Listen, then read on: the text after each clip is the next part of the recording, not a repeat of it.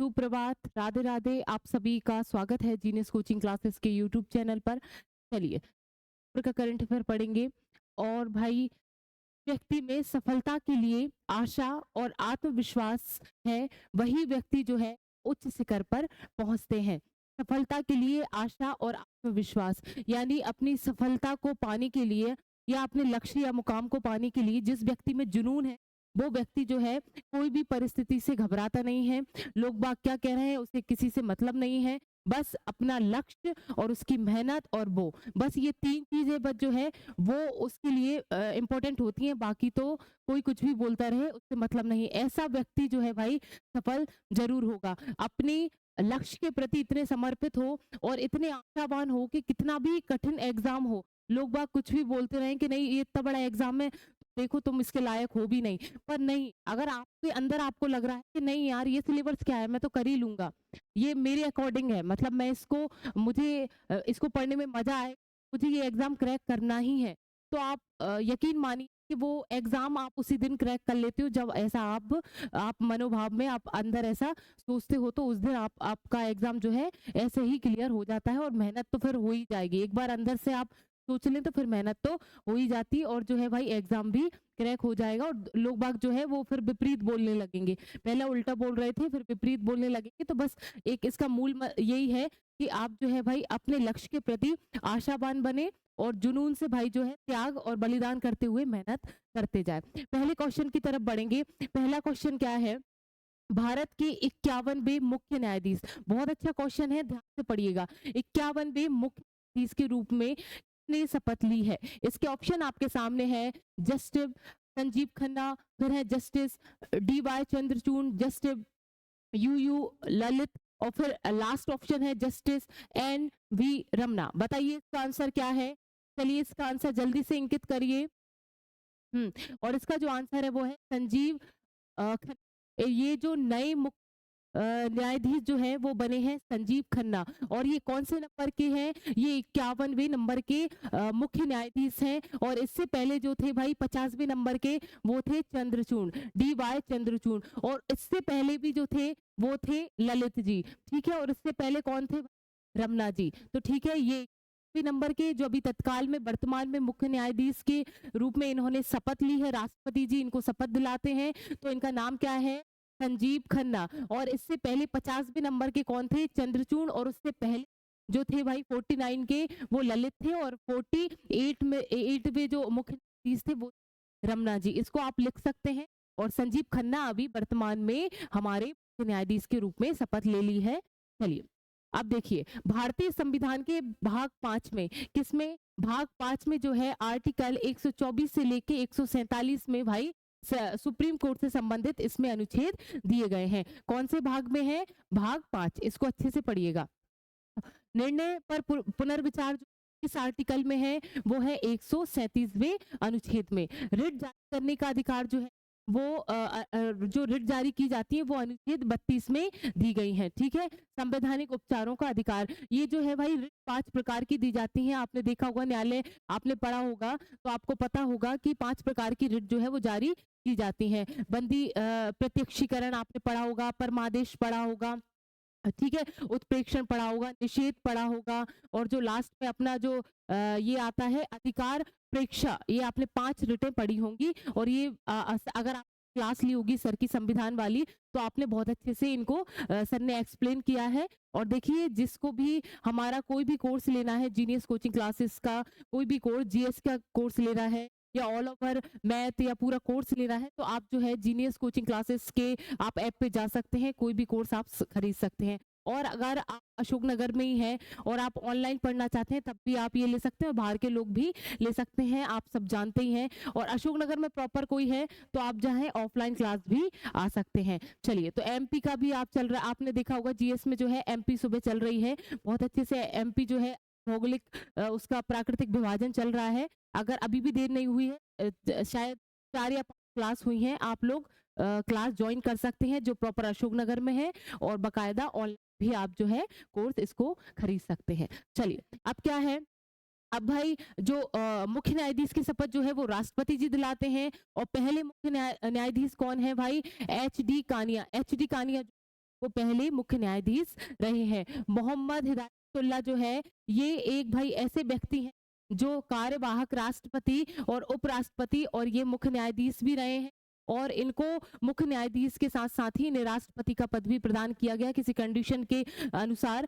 तो भाई ये कार्यवाहक राष्ट्रपति भी रहे हैं। पोर्टल, ये जो न्यायालय के पोर्टल हैं, कुछ पोर्टल आपने देखा होगा कि हम न्यायालय के कोई भी पोर्टल खोलते हैं तो उसमें पूरी जानकारी आती है, तो कुछ दो उनके एक पोर्टल हैं, फास्टर और स्पेस जो है वो इनके दो पोर्टल हैं। आगे बढ़ेंगे और दूसरे क्वेश्चन का क्या है भाई, दूसरा क्वेश्चन है और किस देश की सीमा पर पहली एकीकृत चेक पोस्ट का उद्घाटन किया गया है। इसके ऑप्शन आपके सामने है, पाकिस्तान, म्यांमार, चीन, भूटान। चलिए इसका जो आंसर है वो है भूटान। क्या है भाई, भूटान। भारत और भूटान देश की सीमा पर पहली बार एकीकृत चेक पोस्ट का उद्घाटन किया गया है।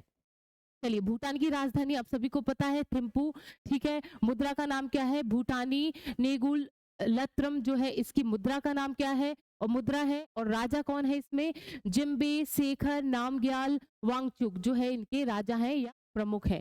चलिए आगे देखेंगे, असम में भारत भूटान सीमा पर पहले इंटीग्रेटेड यानी एकीकृत चेक पोस्ट की शुरुआत की गई है, जो है भाई असम के दारंगा जो में है ये बनाया गया है। ये पोस्ट जो है वो कहाँ बनाया गया है, ये असम के दारंगा में बनाया गया है। इसको अच्छे से याद कर लेंगे, ये अच्छा क्वेश्चन है कि ये कहाँ पर बनाया गया है, ये असम के दारंगा में बनाया गया है। चलिए, ये असम के राज्यपाल का नाम क्या है, लक्ष्मण प्रसाद आचार्य जो है, उनने भूटान के प्रधानमंत्री दशो सेरिंग, ठीक है, इनकी उपस्थिति में जो है आईसीसीपी का उद्घाटन किया है, मतलब इसका एकीकृत चेक पोस्ट का उद्घाटन इन्होंने किया है। असम के राज्यपाल, उनका नाम क्या है, लक्ष्मण प्रसाद आचार्य, और भूटान के प्रधानमंत्री ने मिलकर इसका निर्माण किया है और भूटान के बारे में भी डिटेलिंग पढ़ ली है।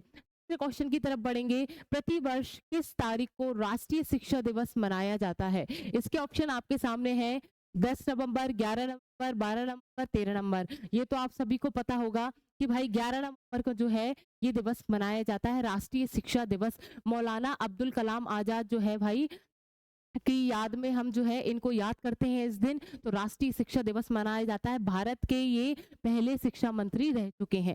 चलिए आगे देखेंगे कि 11 नवंबर को राष्ट्रीय शिक्षा दिवस मनाया जाता है। इस दिन को मनाने की शुरुआत सर्वप्रथम 11 नवंबर 2008 में, कब से शुरुआत की गई इस दिवस को मनाने की, 2008 दिवस को हम सब ने बनाना जो है मनाना शुरू किया।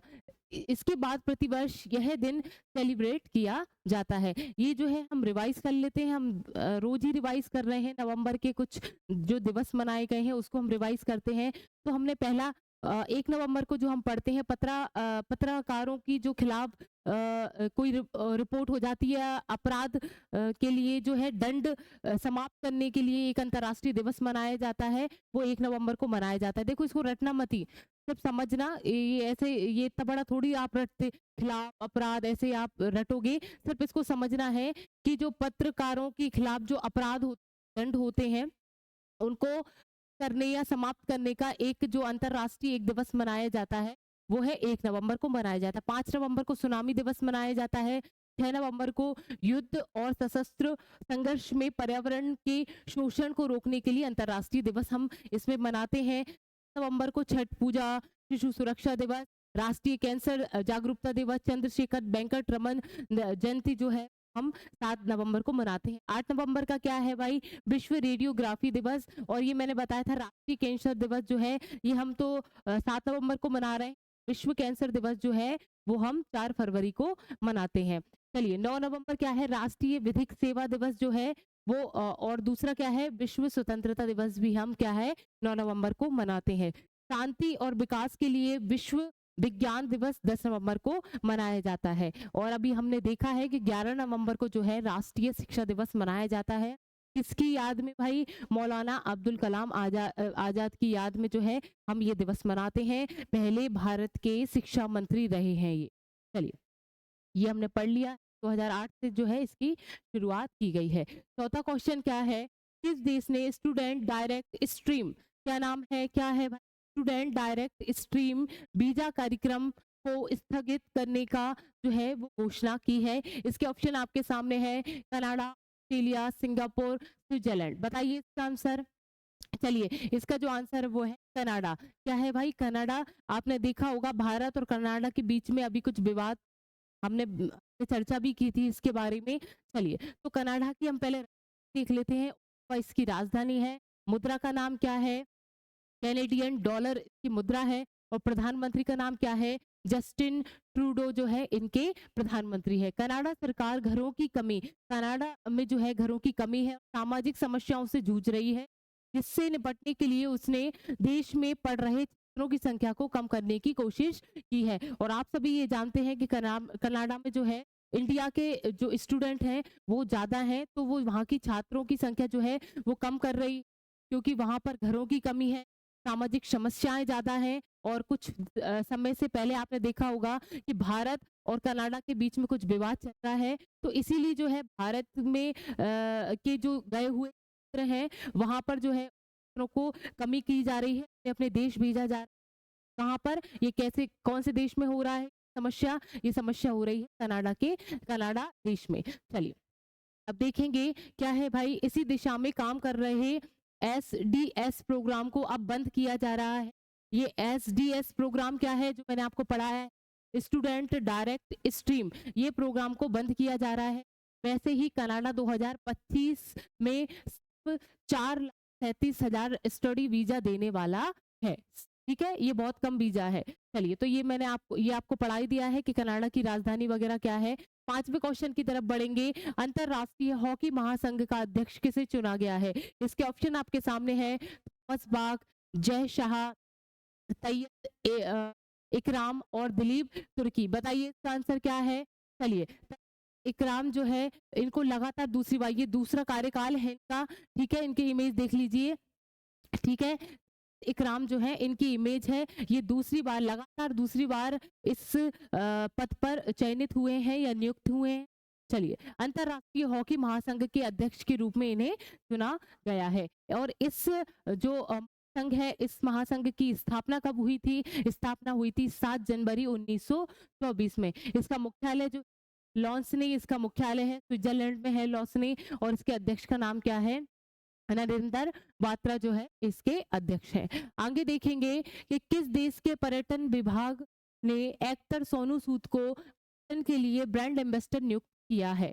देखिए, सोनू सूद को तो आप जानते ही होंगे, ये एक अभिनेता है और कोरोना काल में जो है इन्होंने सभी लोगों की बहुत हेल्प की थी। चलिए, देखेंगे अब ऑप्शन क्या है। स्विट्जरलैंड, थाईलैंड, इंडोनेशिया और फ्रांस। बताइए इसका आंसर क्या है? इसका जो आंसर है वो है थाईलैंड। क्या है इसका आंसर?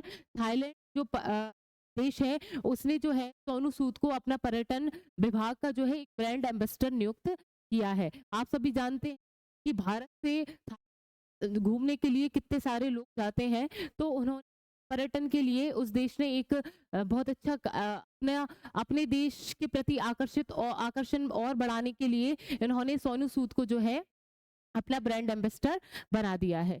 चलिए, थाईलैंड की राजधानी का नाम क्या है? बैंकॉक। मुद्रा का नाम क्या है? बाहात इसकी मुद्रा है। प्रधानमंत्री का नाम क्या है?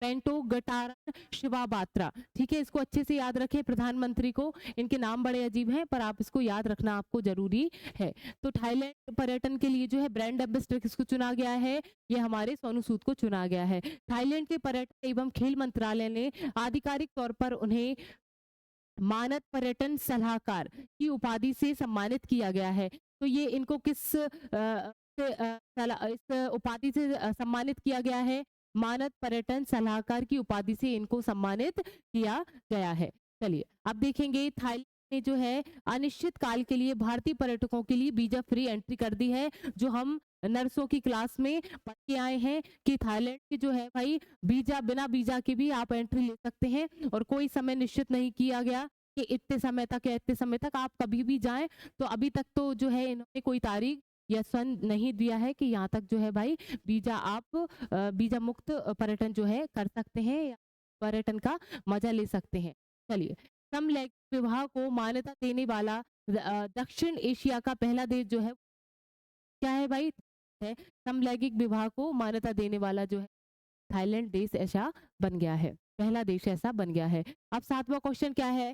संयुक्त राष्ट्र का 29वां वार्षिक जलवायु परिवर्तन सम्मेलन कॉप 29 कहाँ शुरू हुआ?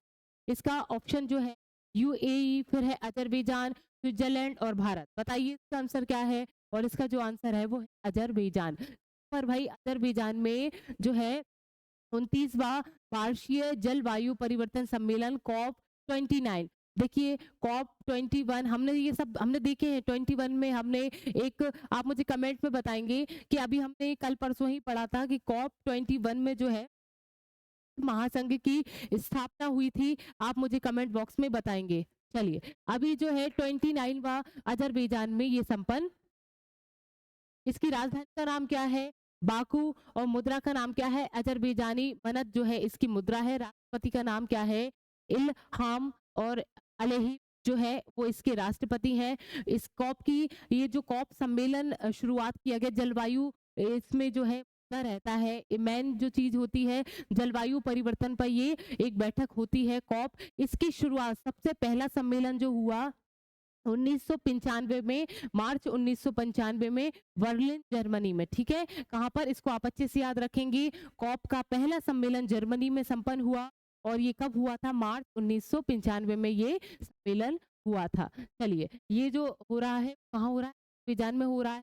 भारत सहित 200 से अधिक देशों के प्रतिनिधि भाग लेंगे। वैश्विक स्तर पर तापमान की बढ़ोतरी पर को सीमित करने के लिए जो है पेरिस समझौते को आगे बढ़ाने के लिए एक साथ मिलकर चर्चा करेंगे। चलिए आगे देखेंगे। 8वां क्वेश्चन है, हाल ही में कहाँ का मानवाधिकार आयोग के सभी सदस्यों ने इस्तीफा दे दिया है? इसके ऑप्शन आपके सामने है, बांग्लादेश, भूटान, मालदीव, पाकिस्तान। इसका जो आंसर है वो बांग्लादेश। मानवाधिकार आयोग जो होता है उसके जो अध्यक्ष अध्यक्ष हैं या जो भी उसमें काम कर रहे थे उस आयोग में, सभी ने एक साथ इस्तीफा दे दिया है। वो कहाँ पर भाई? कौन से देश में? बांग्लादेश में। और बांग्लादेश की उथल पुथल आप जानते ही हैं। आपने विगत थोड़े समय पहले जो है आपने उसके बारे में आप जानते होंगे और देखा भी होगा उस देश की क्या स्थिति हो गई थी। राजधानी का नाम क्या है? ढाका। और की मुद्रा का नाम क्या है? टका। राष्ट्रपति का नाम क्या है? मोहम्मद शहाबुद्दीन। बांग्लादेश की हमने देख लिया है कि सदस्यों ने एक साथ इस्तीफा दे दिया है। यह कदम उस समय उठाया गया जब एक रिपोर्ट में भीड़ हिंसा में वृद्धि के कारण जो गंभीर तथ्य सामने आए हैं। जो कुछ तथ्य है, मतलब भीड़ हुई और उसने कुछ जो है कुछ गलत काम किए और उसके कारण इनको ठेस पहुंची और उन्होंने जो है भाई इस्तीफा दे दिया। इस रिपोर्ट में मारपीट, बलात्कार और राजनीतिक उत्पीड़न जैसे अपराधों की घटना का भी जिक्र है, जो बांग्लादेश के मानव अधिकारों और सुरक्षा को लेकर गंभीर चिंताओं को उजागर करता है। और आपने देखा होगा कि जो हमारी बांग्लादेश में जब सत्ता का उथल पुथल हुई थी, तब आपने देखा होगा भीड़ ने कितना उपद्रव मचाया था। ठीक है, वो भवन में घुसकर हर चीज तोड़ना। तो ये कहीं ना कहीं उस देश की मानवाधिकार को, स्वाभाविक सी बात है, ये ठेस पहुंचेगी ही। ये बहुत गंभीर सोचने वाली वो था उस टाइम। तो बहुत आपने वीडियोस भी, बहुत रील्स भी बहुत चली थी, तो आपने देखी होगी कि बांग्लादेश की क्या स्थिति हो गई थी। चलिए उस टाइम जो सेना पूरे देश को चला रही थी। अब आगे देखेंगे, हाल ही किसने अंतरिक्ष कार्यक्रम को आगे बढ़ाने के लिए जिमसैट 2 उपग्रह का जो है प्रेक्षण किया है? उसका जो ऑप्शन है वो है चीन, जिम्बाब्वे, नॉर्थ कोरिया और अमेरिका। इसका जो आंसर है वो है जिम्बाब्वे। क्या है इसका आंसर? जिम्बाब्वे। अब आगे देखेंगे, इसकी राजधानी का नाम क्या है? हरारे इसकी राजधानी का नाम है। मुद्रा का नाम क्या है? जिम्बाब्वे गोल्ड इसकी मुद्रा है। और प्रधानमंत्री का नाम क्या है? मोर्गन सुवांगिएई जो है इसकी प्रधानमंत्री है। चलिए आगे देखेंगे। 10वां क्वेश्चन है, हाल ही किसे 67 ग्रेमी पुरस्कार के लिए नामांकित किया गया है? और इसका जो आंसर है वो उन दोनों, ये उपयुक्त दोनों। इसका मतलब ये है, ये ग्रेमी पुरस्कार ये सबसे बेस्ट पुरस्कार है संगीत के क्षेत्र में। सबसे ऊंचा पुरस्कार संगीत के क्षेत्र में कौन सा है? ग्रेमी पुरस्कार। ये 2 लोगों को मिला है, रिक्की केज और दूसरे हैं अनुष्का शंकर। क्या नाम है दोनों का? पहले का नाम है रिक्की केज और दूसरे का नाम है अनुष्का शंकर। इन दोनों को जो है ग्रेमी पुरस्कार से सम्मानित किया गया है। वो भी कौन सा? 67वां ये पुरस्कार इनको ये है प्रदान किया गया है। 2 लोगों को प्रदान किया गया है। ये आज के 10 क्वेश्चन यही समाप्त होते हैं। आप सभी इनको अच्छे से पढ़ें, इनकी डिटेलिंग जो है इनको बहुत हल्के में ना लें। कोई भी क्वेश्चन आता है उसकी जो डिटेलिंग आती है उसको आप बार-बार पढ़ें, लिखने की आवश्यकता इतना नहीं है पर उसको बार-बार पढ़ेंगे, कुछ-कुछ पॉइंट लिख लें जो आपको याद नहीं हो रहे हैं और इनको कंटिन्यू आप अगर ऐसे देखते जाएँगे तो आपको ये बहुत आसानी से याद हो जाएँगे। चलिए, राधे-राधे।